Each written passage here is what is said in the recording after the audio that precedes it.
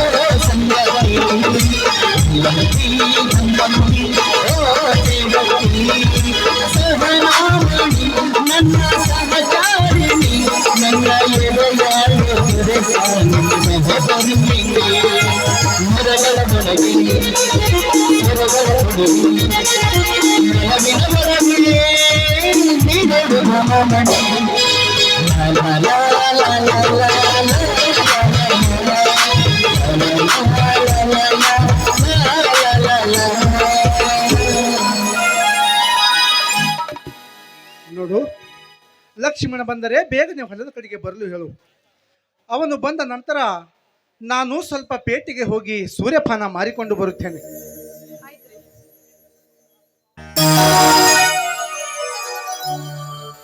ರಮಣ ರಮಣ ನಮಸ್ಕಾರ ಗುಮಾಸ್ತ್ರೆ. ಮುಂಜಾನೆ ಹತ್ಕೊಂಡ್ರಿ ಕೆಲ್ಸಿಗೆ ಇಲ್ಲ ಮನ್ಯಾಗ ಕೂಸುವ ದೊಡ್ಡ ಅದ ಅಂದ್ರೆ ಅದೇ ಪರಿಸ್ಥಿತಿ ಅದ. ಏನಿಲ್ರಿ, ನಮ್ಮ ಸೌಕಾರ ಒಂದ್ ಸ್ವಲ್ಪ ನಿಮಗೆ ಅರ್ಜೆಂಟ್ ಕರ್ಕೊಂಡು ಬಾತ್ ಕೇಳ ನೋಡ್ರಿ.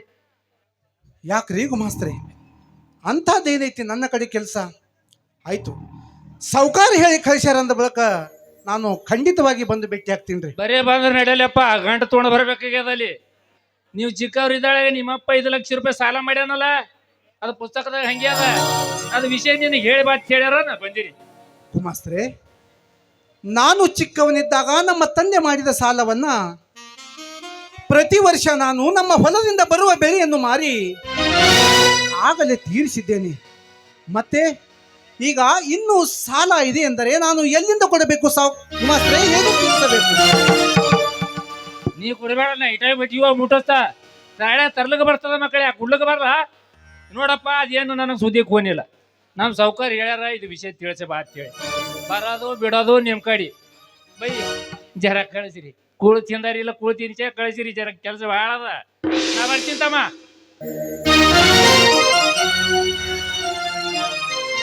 ಏನ್ರಿ ಇದು ಗುಮಾಸ್ತ ಹೇಳಿದ ಮಾತು?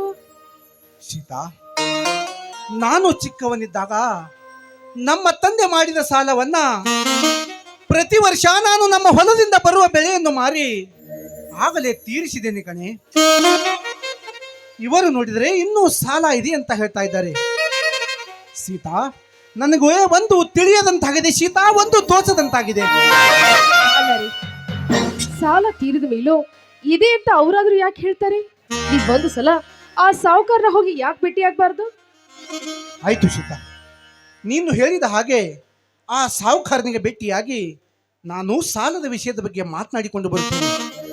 ಲಕ್ಷ್ಮಣ ಬಂದರೆ ಬೇಗನೆ ಹೊಲದ ಕಡೆಗೆ ಕಳಿಸು. ಹಾ, ನಾನಿನ್ನು ಬರುತ್ತೇನೆ. ಮನೆ ಕಡೆಗೆ ಜೋಪಾನ ಕಣೆ.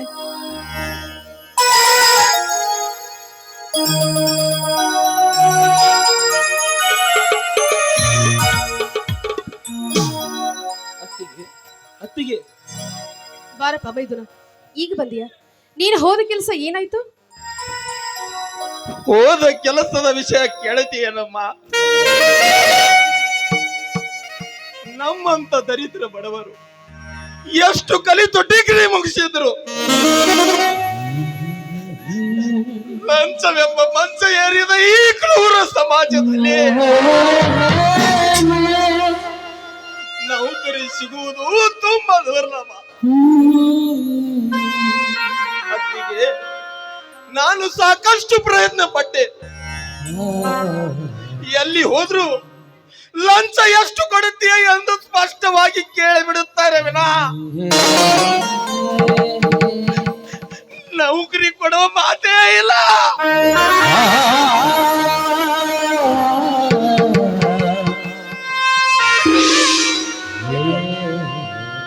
ಯಾಕಪ್ಪ ಹೀಗೆಲ್ಲ ಮಾತಾಡ್ತೀಯ? ನೋಡು, ನಿನಗೆ ನೌಕರಿ ಸಿಗೋವರೆಗೂ ಪ್ರಯತ್ನ ಪಡು. ಇಷ್ಟೊಂದು ಆವೇಶ ಒಳ್ಳೆಯದಲ್ಲ. ಅಷ್ಟಕ್ಕೂ ನಿನಗೇನು ಮಹಾ ವಯಸ್ಸಾಗಿದೆ ಈಗ. ನೋಡು, ನಿನ್ನ ಪ್ರಯತ್ನಕ್ಕೆ ತಕ್ಕ ಫಲ ಸಿಕ್ಕಿ ಸಿಗುತ್ತೆ. ಅತ್ತಿಗೆ ಅಮ್ಮ, ನನ್ನ ಕಷ್ಟಪಟ್ಟು ಕೂಲಿ ನಾಲಿ ಮಾಡಿ ನನಗೆ ಓದಿಸಿ ವಿದ್ಯಾವಂತನಾಗಿ ಮಾಡಿದ. ಕೊನೆಯದಾಗಿ ಯಾವುದೊಂದು ನೌಕರಿ ಮಾಡಿ ಈ ನನ್ನ ಕಷ್ಟದಲ್ಲಿ ಸಹಭಾಗಿ ಆಗಬೇಕೆಂದರೆ ಆ ದೇವರು ನನಗೊಂದು ನೌಕರಿ ದಯಪಾಲಿಸಲಿಲ್ಲ. ನಮ್ಮಂತವರು ಈ ಭೂಮಿಯ ಮೇಲೆ ಬದುಕಬಾರದಮ್ಮ,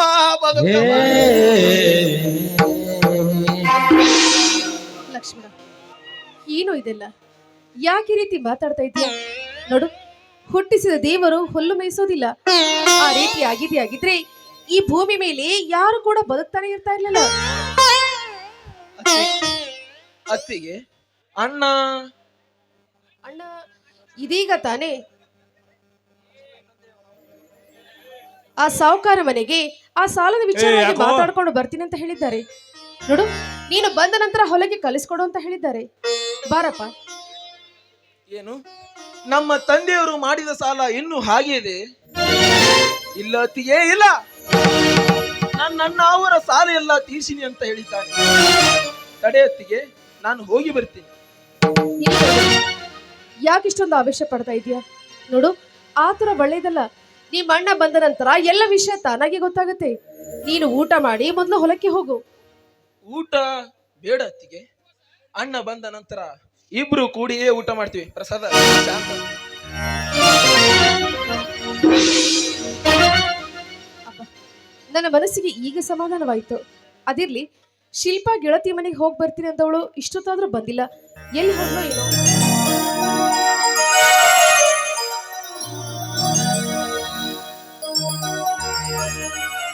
ನಿಂತ್ಕೋ ಇಲ್ಲಿ.